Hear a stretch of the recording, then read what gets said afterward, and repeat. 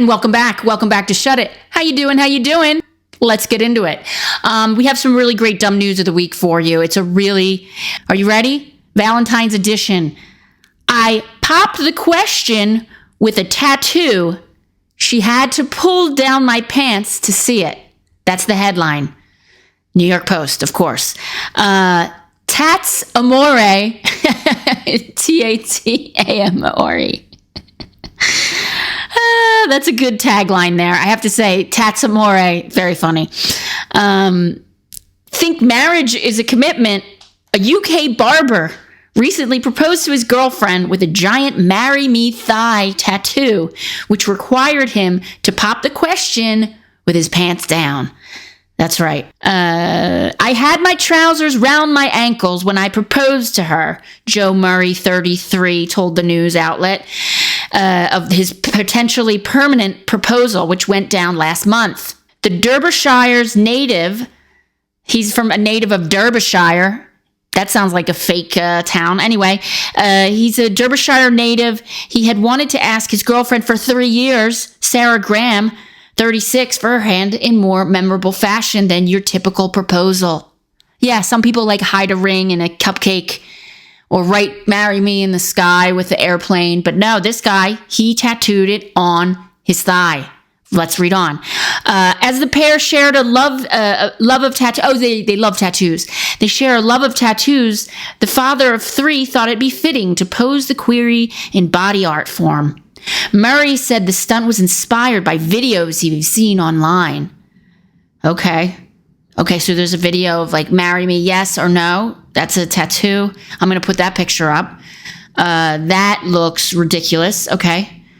We've got a love tattoo. I thought it would be something very different, very random, and something a bit more memorable, he says. They settled on a 10-inch tattoo, which depicts cartoon doppelgangers of the couple on Murray's upper left thigh and words, marry me, and then with a yes or no box. And there it is. Classic. To execute the plan, Murray lured his bride-to-be to the tattoo parlor under the guise of having a consultation about his upcoming ink job. All right, there's a picture of him, Murray. He does not look happy. Maybe she said no. We'll find out. Let's read on. When Graham arrived, Murray pulled down his pants to expose the tat as Love You Till the End by the Pogues played in the background. That's a detail. All right, good job, New York Post. Me and Sarah are very sarcastic with each other. So for me to try and be serious, I froze. The Brit explained about the nerve-wracking moment. Oh, so he froze when he pulled down his pants and showed her that tattoo. Okay. I thought I handled it quite well until I got down on my knee and my hand started shaking. Despite him doing the leg work, Murray's other half initially didn't realize what was going on, eventually forcing him to ask her out loud. Because maybe she's illiterate and she couldn't read the tattoo. That's a pretty simple tattoo, Mary. Or maybe she's blind. All right, let's read on. Fortunately, she said yes, yay. Then, with Payne Wright's permission, Graham checked the yes box on his future husband's leg with a tattoo gun. What if she said no? Would you check it with no? Okay, that's a choice, huh? The proposal was a shock, to say the least, recalled Graham. The fact that I got to tattoo it myself made it a little extra special, too. That's cute. She added, it was just a lovely moment, and I'll cherish it forever. Well, he will now, on his body. In a similar stunt in 2018, MMA fighter Vince Murdoch proposed to his girlfriend with the help of a marriage query that he had inked on his knee. Ouch. It's unclear how either man would have reacted had the girlfriends ticked no. Okay, so, yeah. So, what do you think? Do you guys have tattoos? My tattoo fans out there. I know I have 1 or 2 tattoos fans. Would you, if you're like thinking of, for Valentine's Day coming up, if you're thinking of inking a tat and putting marry me, check yes, check no, would you do that? If you would do that, why? Put the comments below. Why would you put that on your arm forever? What if you guys get in a fight? That's my question. What if you fight, like, let's say 3, 4, 5 years down the line, you come home, you're tired, you're exhausted. Actually, you've been working. The boss has been double shifting you. He's putting you on, night shifts. You come home and you look in the sink and you're like, oh my God, it's disgusting. She never did the dishes. There's dirty laundry everywhere. The cat litters, they own a cat. Sorry, cat people, but people like that, they own cats, probably more than one.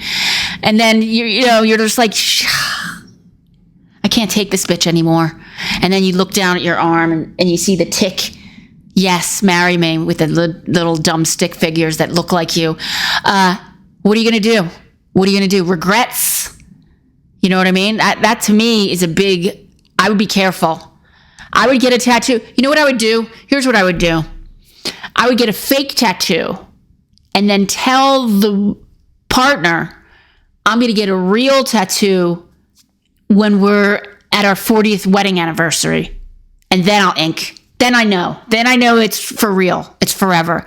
But you put that on your body. You come home late. You're tired. All you wanted was like, I don't know, just leave me out some leftovers. Can you leave me some leftovers? And you come back, there's no leftovers, there's nothing. And then you're looking down at that tattoo and you're going to be like, you know what? I'm going to get a ballpoint pen and I'm just going to click off. No, I've had enough. That's what I would do. What would you do? Write your comments below. I have a friend who had a tattoo, got married, got matching tattoos. It didn't work out. Didn't last very long. Big regrets. These are things. Oh, there's a big famous one we all know about, Johnny Depp. Remember Johnny Depp? Back in the day, the old Johnny Depp with his Viper Room days playing guitar. Well, he still does that. But then he was in love with Winona Ryder and he put Winona forever. Then she broke his heart. Now it says Wino forever.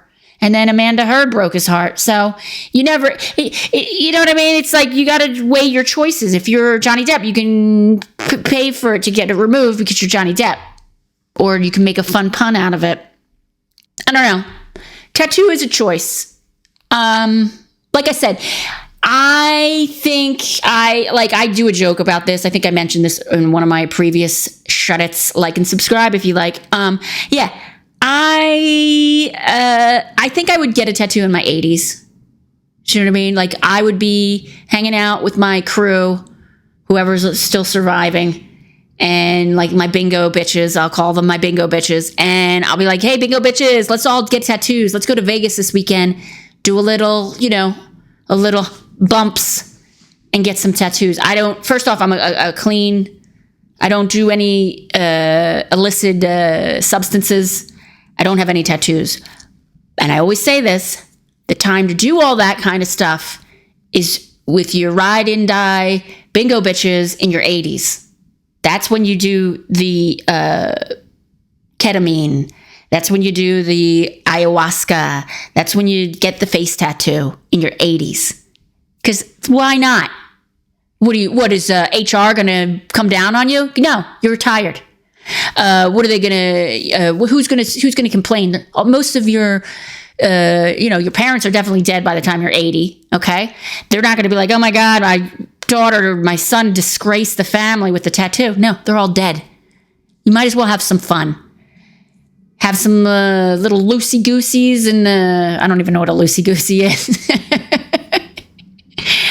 I don't know. Take a little tabs. Go to Vegas.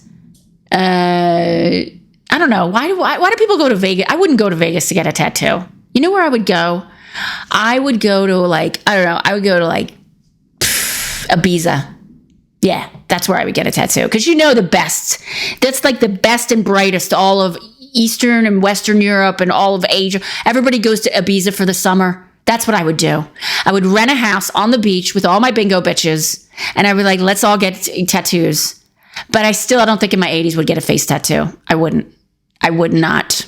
I would get probably an arm, maybe, or maybe right here, like a flower. I don't know. I don't know what I would be into in my 80s, but I would get something significant and fun. Like I said earlier, I would get like a reminder of like my address, where I live, in case I have early, whatever, dementia. But yeah, what would you do in your 80s? Would you get a tattoo in your 80s? Would you do drugs in your 80s? I'm doing both in my late 80s. God willing. So anyway, what else is going on? We have, I have a show coming up this Friday in Lausanne. I'm doing my hour. That's right. This Friday. I usually don't do Fridays, but I'm going to do Friday because that's what the booker booked. That's what was available. So I have an amazing room. It's at the D Club in Lausanne. It's one of the big clubs. 9 p.m.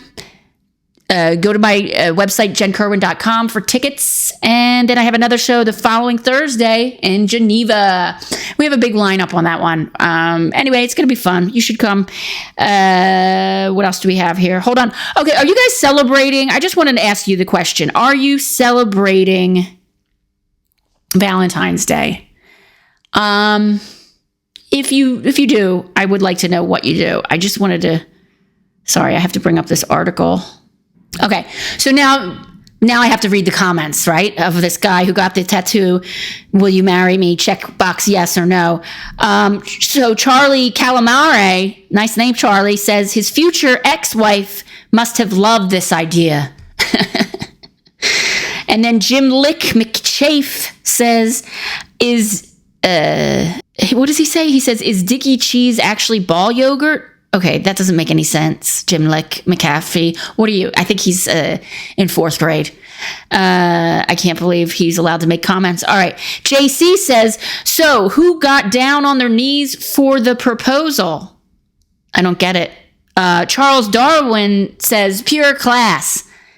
And then Breakfast Taco says, the abhorrent depths people will plumb for their desperate, pathetic few moments of fame never ceases to amaze.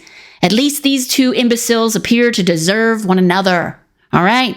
Let's throw in some shade, Breakfast Taco. Blue Backer says, morons do the dumbest things, but they are entertaining. Unfortunately, we have to not only live among them, most times we're paying to continue to exist. That doesn't make any sense, Blue Cracker. Kevin Smith, what does he have to say? Kevin says, real Pulitzer Prize material, post. All right. And HRQ says, sometimes dumb people do the funniest things, funniest in all caps. All right. Matt D says, how classy. Where will he put the divorce me tattoo? That's what I said, Matt D. Is he going to check off no? I don't know. That's a big choice. It's a big decision. And then Sweep the Leg in all bold says, who said romance was dead? And then Stacy Lynch says, better be pretty darn confident the answer's going to be yes. Yeah, I'm sure he was pretty confident. And then Don Jr. 2028 says, how did you understand her response with that meat in her mouth? I don't get it. I have to look at a picture of her. Anyway, and New Yorker says, no words. And Elizabeth says, that guy has some seriously hairy legs. Cute idea, though. And then Hieronymus says, absolute mindless aberration. That's right. That's what we got. That's our peanut gallery comments from the New York Post. All right. This is also from the New York Post, breaking news. This is dumb. You're going to love it. Ready? UK cops watched Netflix lifted weights at missing woman's home. Not very professional. Okay. So two police officers working... there's no tagline on there. Okay, so two police officers working the case of a missing British woman were caught lounging on her couch and watching Netflix, according to a report. Surveillance footage shows the Greater Manchester cops enjoying some downtime at Abigail Lawton's Wigan home while she was experiencing a mental health crisis.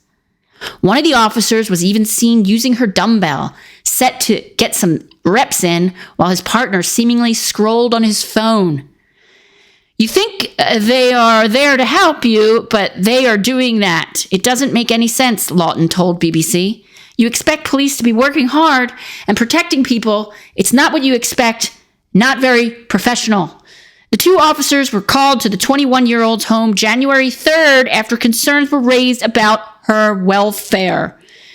A spokeswoman for the department told BBC that the cops, who were not identified, were ordered to remain on the property in case Lawton returned, while other officers conducted a wider search for the missing woman. All right, so they had to sit around in her apartment. They were just bored. All right, I don't think it's headline worthy, is what I'm trying to say. So the surveillance footage captured the two Manchester cops enjoying some downtime, watching television. One of the officers was even seen using her weights. Lawton told the outlet she had disappeared during a mental health crisis before, but the officers waited for her in their cruiser. Okay, so she was alerted from the CCTV, from the cameras, from the movement in her home. She said that's how she knew.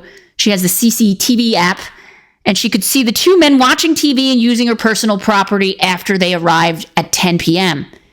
They hung out until 1:30 a.m., Lawton said, more than 2 hours before other officers found her. Okay, she was reportedly booked for wasting police's time and held in custody for 12 hours. Okay, wow. Okay, so I thought she had a mental health issue. All right, this is a confusing article. This is a really slow, dumb news week. So these guys, they're two officers in Manchester who were called to this girl's house.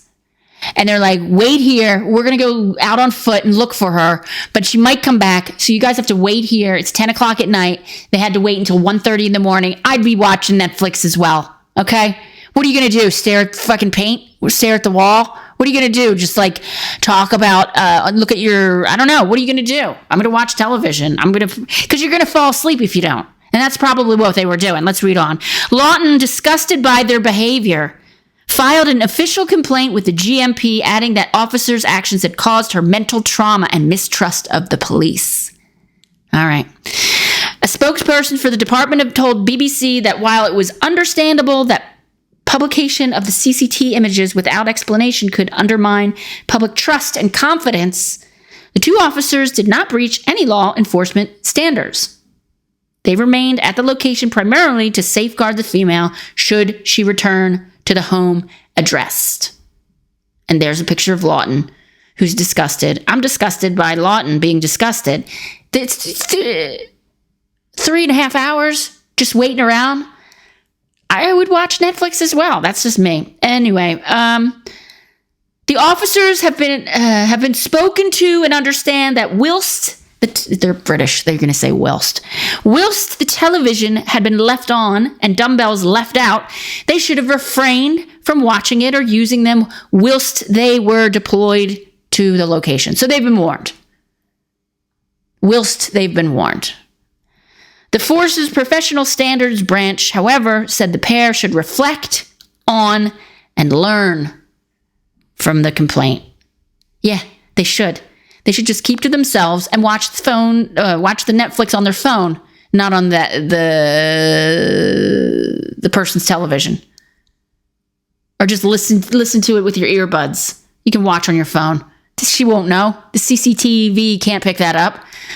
Or just listen to like a ball game. Oh, they don't have ball games over there. They have soccer or whatever, football matches. Or they should just listen to a cricket game on their earphones, on their iPods. All right. Let's see what the comments say, shall we? Ready? Okay. Janet says, disgusted by their behavior, filed an official complaint with the GMP, adding that the officer's action had caused her mental trauma. LOL. They were looking for her because she had a mental issue. Now she claims mental trauma. I agree with you, Janet. She seems like a nutbag, and you can't win for losing, huh? Like they came out to go look for the mental case, and then the mental case wasn't home, but she was watching them on her CCTV. Nah. And there you go. And there you have it. What are you going to do? You can't win? You can't win for losing.